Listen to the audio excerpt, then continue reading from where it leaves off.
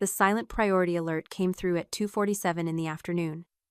I was sitting in a classified briefing room 300 miles away in Washington, D.C., watching satellite thermal feeds of a money laundering operation in Bogota. My phone didn't ring or vibrate.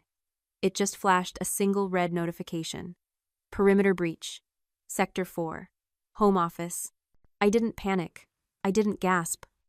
I simply excused myself from the table, stepped into the corridor, and pulled up the secure feed on my phone. The image quality was military-grade crystal clear. Standing in the center of my Manhattan penthouse living room wasn't a burglar in a ski mask. It was my sister, Chloe. She was wearing a white designer dress, holding a thermal cutting tool I recognized immediately. It was an industrial-grade device, something you buy on the dark web if you want to melt through a biometric lock without triggering a heat alarm. She walked straight to my office, safe the one hidden behind a false panel in the wall. She didn't hesitate. She pressed the tool against the lock mechanism, waited 4 seconds for the magnesium coil to burn through the steel pins, and pulled the door open. She reached inside and grabbed the only thing in there. A heavy, brushed metal drive about the size of a deck of cards. To her, it looked like a high-end cryptocurrency wallet. She held it up to the camera, smiled a smile that didn't reach her eyes, and mouthed 2 words. Found it. Then she turned and walked out. She didn't know she had just triggered a silent federal warrant. She didn't know that the device she was holding wasn't a wallet, it was a ledger. And she had just walked out of a Faraday cage with active evidence in a federal RICO case. I tapped the screen once to activate Protocol 0. Then I walked back into the briefing room to grab my jacket. Drop a comment and let me know where you're listening from right now. I'd love to know who is part of our community of silent warriors. I didn't call her. I didn't text my parents. I simply walked down to the garage, got into my government-issued black SUV, and started the drive north toward the Hamptons. Chloe's engagement party was starting in 3 hours. The GPS estimated I'd arrive right as they were serving the champagne. As I merged onto the highway, I initiated a silent tag on the drive. A small red dot appeared on my dashboard map, moving steadily east on the Long Island Expressway. She was bringing the evidence directly to the party.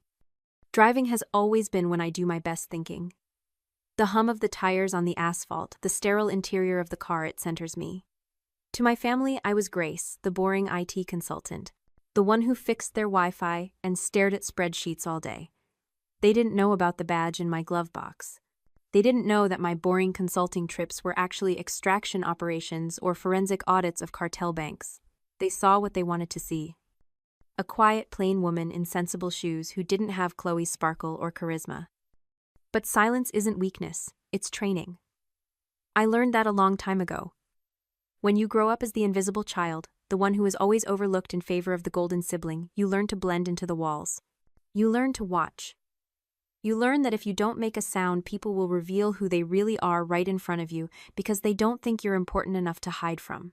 I spent 18 years perfecting the art of being a ghost in my own home. I learned how to walk without creaking the floorboards, how to listen to conversations through closed doors, how to read the micro-expressions that betrayed a lie before it was even spoken. The Secret Service just refined what my family had already taught me. They taught me how to weaponize that invisibility, how to be the person in the room that nobody remembers, so you can be the one who sees everything. My family thought my silence was submission. They didn't realize it was surveillance. I checked the tracker again. The dot had stopped moving. It was parked at the estate in East Hampton, my parents' summer house, the venue for tonight's festivities. I could picture the scene perfectly. White tents on the lawn, an open bar serving vintage champagne, my mother Angela fluttering around in pastels, making sure every napkin was folded just so. My father Richard holding court with his scotch, talking loudly about market trends he didn't understand. And Chloe, the star of the show, glowing in the center of it all, probably telling everyone how she'd saved the day by finding the funds for the deposit. They had no idea what was coming down the driveway. I called my deputy director. I didn't ask for permission. I didn't ask for help. I gave a situation report. Asset compromised.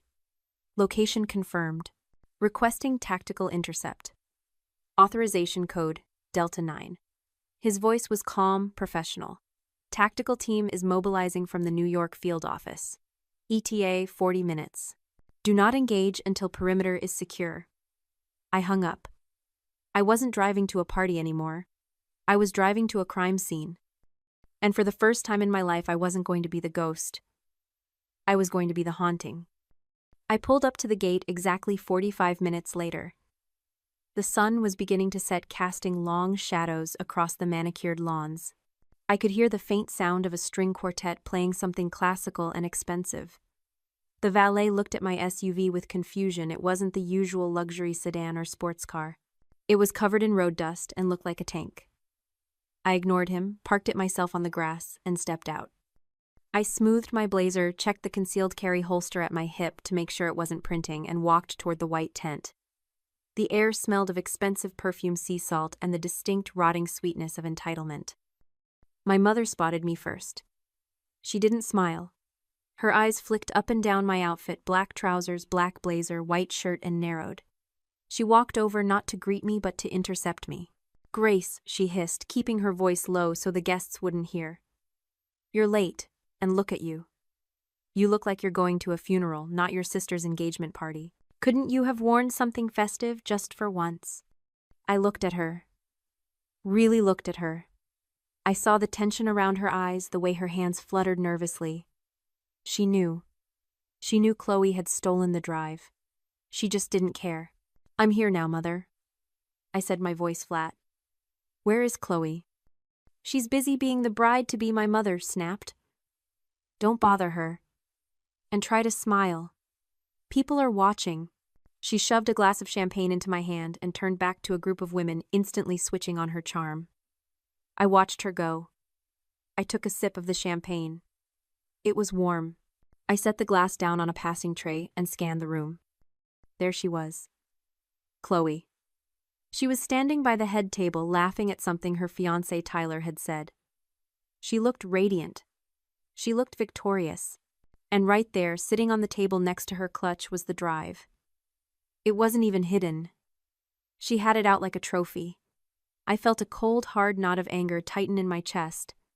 Not because she stole from me, but because she was so arrogant, so sure of her immunity that she didn't even think she needed to hide the evidence. I started walking toward her. My father intercepted me next. He clapped a heavy hand on my shoulder, his breath smelling of scotch. "Grace, you made it." He didn't sound happy. He sounded relieved, like a problem had been managed. "Listen, your mother tells me you might be upset about the borrowing. We'll talk about it later, all right? Don't make a scene. It's family money anyway. We all pitch in." The borrowing. That was their word for it. Not theft, not breaking and entering. Borrowing. I looked at my father's red, sweating face and realized the true horror of their psychology. They didn't see me as a separate person. To them, I was just an extension of the family organism. My apartment was their apartment. My money was their money. My boundaries were just suggestions they could override whenever the golden child needed something. This is what psychologists call enmeshment. It's a form of narcissistic control where the individual identities of family members are erased to serve the needs of the dominant parent or the favored child. In their minds, they hadn't robbed me. They had just reallocated assets from the storage unit me to the showroom Chloe. They felt entitled to my resources because they viewed me not as a human being with rights but as a utility. A faucet they could turn on whenever they were thirsty. And the terrifying part, they genuinely believed they were the good guys. They thought they were helping me by giving my useless savings a purpose. By giving it to Chloe. I gently removed my father's hand from my shoulder. I didn't say a word. I just kept walking. I reached the head table just as the music died down. Chloe tapped a spoon against her glass. The crowd went quiet. She beamed at them, raising her glass. "Thank you all for coming," she announced, her voice tinkling like a bell. "I know there were some rumors that we might have to change venues last minute due to some deposit issues." She giggled, and a few people chuckled politely. "But I am so happy to say that thanks to a generous, unexpected contribution from my wonderful sister Grace, we were able to secure this dream location." The room erupted in applause. Everyone turned to look at me, smiling, nodding, thinking I was the benevolent benefactor, the good sister. Chloe blew me a kiss. My mother beamed at me from the front row, mouthing, "See, it's fine." I stood there, the focal point of 100 lies, The applause washed over me like static. I looked at the drive on the table. I looked at the satellite feed on my phone, which showed 6 tactical units moving into position around the perimeter of the garden. The red dots were closing in. I didn't smile back. I didn't wave. I walked up to the table, reached past the flowers, and picked up the drive. The room went dead silent. Chloe's smile faltered. "What are you doing, Grace?" she hissed through her teeth. "Put that back." I turned to face the crowd. I held up the drive. It caught the light, heavy and cold and metallic. "This isn't a contribution," I said. My voice wasn't loud, but it carried to the back of the tent. I didn't engage my diaphragm. I engaged my command voice. The voice I used when I was briefing the Joint Chiefs. The voice that didn't ask for attention but demanded compliance. "This is federal evidence," I said. "And you have exactly 10 seconds to explain why you removed it from a secured facility before the people outside come in here and ask you themselves." Chloe laughed. A nervous, high-pitched sound. "Oh my God, Grace. You're so dramatic. It's just a Bitcoin wallet. Mom said it was just old crypto stuff you weren't using. Stop trying to ruin my night."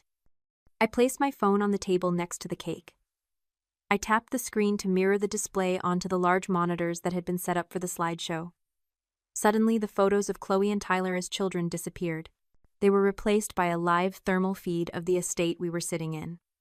The guests gasped. You could see the heat signatures of the guests in the tent, warm clusters of red and orange. But around the edges, moving through the hedges, moving toward the tent flaps, were cold blue shapes. Uniform shapes, moving with precision. "That's not a Bitcoin wallet, Chloe," I said. "That drive contains the decryption keys for the Sinaloa cartel's North American laundering network. It was seized in a raid 3 days ago. It is currently the single most tracked object on the eastern seaboard." The color drained from her face. My parents stood up, knocking over their chairs. Richard was shouting now. "Grace, turn that off. What the hell is wrong with you? You're scaring people." I ignored him. I looked straight at my sister. "By taking this drive out of a Faraday cage and bringing it here, you didn't just steal from me. You broadcasted a homing signal to the U.S. government, and potentially to the cartel associates who are currently looking for this hardware. You haven't just committed grand larceny, Chloe. You've committed terrorism financing and obstruction of a federal investigation." The air left the room. It was a vacuum. Nobody moved. Nobody breathed. The reality of what I was saying slammed into them.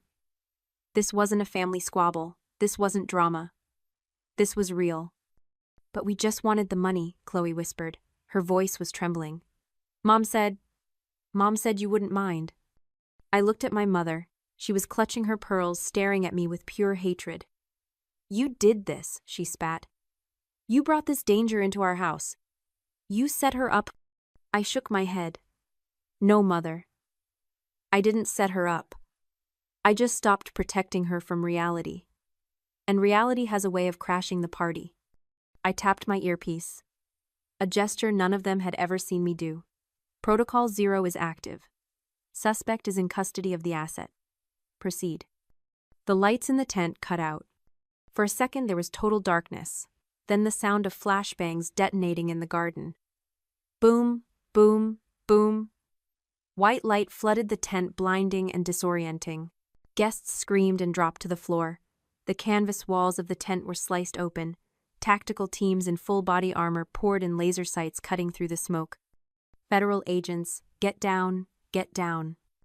It was chaos. Expensive crystals shattered. Tables were overturned. People were scrambling, crawling under tablecloths, sobbing. I stood still. My hands were visible, held away from my body. I was the only person in the room who wasn't panicking. I watched my father, the man who had ruled our family with an iron fist of disapproval, cower under the buffet table, covering his head with a linen napkin. Agents swarmed the head table. Chloe tried to run. It was a pathetic attempt. She scrambled backward, tripping over her train, and tried to shove the drive into a floral arrangement. A tactical officer tackled her. The image was visceral. The influencer in her $5,000 engagement dress face pressed into the grass, zip ties being cinched around her wrists. "Get off her," my mother screamed, trying to pull the officer away. "That's my daughter, you can't do this." "Do you know who we are?" Another agent grabbed my mother and forced her back. "Ma'am, step back or you will be detained." The lead agent walked into the center of the tent. Agent Miller. I knew him well. We had worked the Bogota case together. He saw me standing there. He didn't smile. He walked over his rifle, lowered but ready. Agent, he said, nodding to me. Situation report. I pointed at Chloe, who was now being hauled to her feet, grass stains on her white dress, mascara running down her face. Suspect in possession of stolen federal evidence, I said. My voice was devoid of emotion, no anger, no pity, just the facts. The chain of custody has been broken. The asset needs to be secured immediately. Chloe looked at me. Her eyes were wide, terrified, pleading. Grace, please, tell them it was a mistake. Tell them I'm your sister. I looked at her. I looked at my parents, who were watching me with a mixture of horror and expectation, waiting for me to fix it. Waiting for me to be the invisible fix-it girl one last time. I looked back at Agent Miller. I don't have a sister, I said. Process her. They dragged her away. The screaming didn't stop until they closed the doors of the armored van. The aftermath was a slow-motion car crash. The engagement was called off the next morning. Tyler released a statement distancing himself from the criminal activities of his former fiancée. The influencer brand Chloe had spent 5 years building became toxic overnight. Sponsorships were pulled.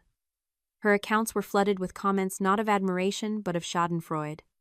My parents were indicted for conspiracy. The text messages on Chloe's phone were damning. They hadn't just known about the theft, they had encouraged it. They had texted her the layout of my apartment. They had told her to take whatever you find. Grace won't do anything. They were facing 5 to 10 years.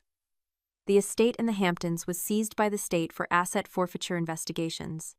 I didn't visit them. I didn't go to the arraignment. I was promoted 3 weeks later. My clearance was raised to the highest level for recovering the asset and dismantling the domestic arm of the laundering network. I went back to the empty family home one last time before the state put the locks on. It was silent. The furniture was gone. The memories were just dust motes dancing in the light.